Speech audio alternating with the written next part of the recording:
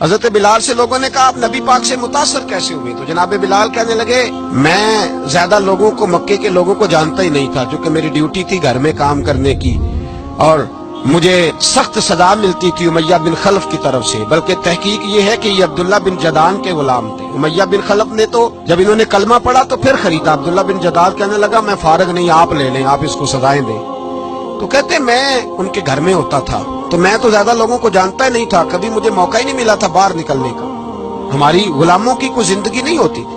حضرت بلال کہتے ہیں ایک دن مجھے بخار چڑھ گیا بڑا تیز، میں لوگوں کو جانتا نہیں تھا، فرماتے مجھے تیز بخار چڑھ گیا تو ٹھنڈ بڑی سخت تھی، میرے مالک نے مجھے کئی کلو جوں دیے پیسنے کو چکی پہ، کہتے میں بیمار تھا تو میں نے کچھ دوائی لی جو اس وقت موجود ہوتی تھی، میں نے اوپر لحاف لیا، دودھ پیا تو مجھے نیند آ گئی، جب میں سویا تو میرا مالک آ گیا، اس نے آ کر کے مجھے سوئے ہوئے دیکھا تو کھینچ کر کمبل اتارا، رضائی اتاری، لحاف اتارا، کہنے لگا اب تیری سزا یہ ہے کہ تو کھلے میدان میں بیٹھے گا، وہاں چکی پیسے گا، اور دوسری سزا یہ ہے کہ تجھے قمیض پہننے کی بھی اجازت نہیں۔ حضرت بلال کہتے ہیں تیز بخار، ٹھنڈ کا عالم، اور جب میں چکی پیس رہا تھا تو رو رہا تھا۔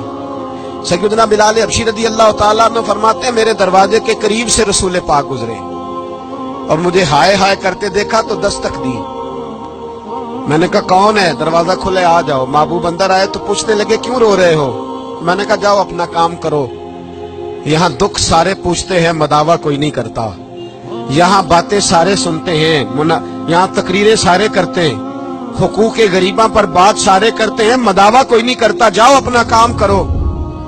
کہتے ہیں میں نے سخت جملے کہے معاذ اللہ، حضور چلے گئے، اور جب حضور جا رہے تھے تو میں کہہ رہا تھا بس جا رہے ہو نا، میں نے پہلے ہی کہا تھا جاؤ۔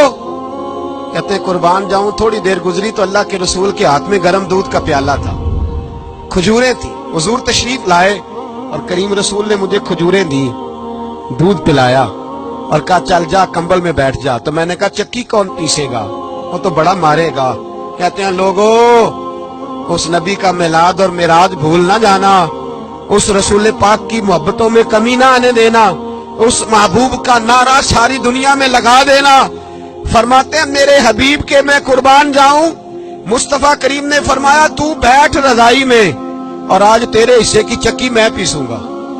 کہتے ہیں ساری رات حضور چکی پیستے رہے، ساری رات۔ سویرے میں اٹھا اور میرے حبیب پاک نے مجھے وہ سارا کچھ دیا اور خود چلے گئے۔ اگلی رات پھر آئی تو حضور پھر آ گئے، مجھے پھر رضائی میں لٹایا، دودھ پلایا اور ساری رات چکی پیسی۔ کہتے ہیں بس تیسرے دن حضور چکی پیس کے جانے لگے تو میں نے قدم تھام لیے، میں نے کہا حبیبہ دنیا ساری جھوٹ بولتی ہے، زمانہ سارا غلط کہتا ہے، جو غلاموں کے حصے کا کام کرے وہ اللہ کا سچا رسول ہوا کرتا ہے۔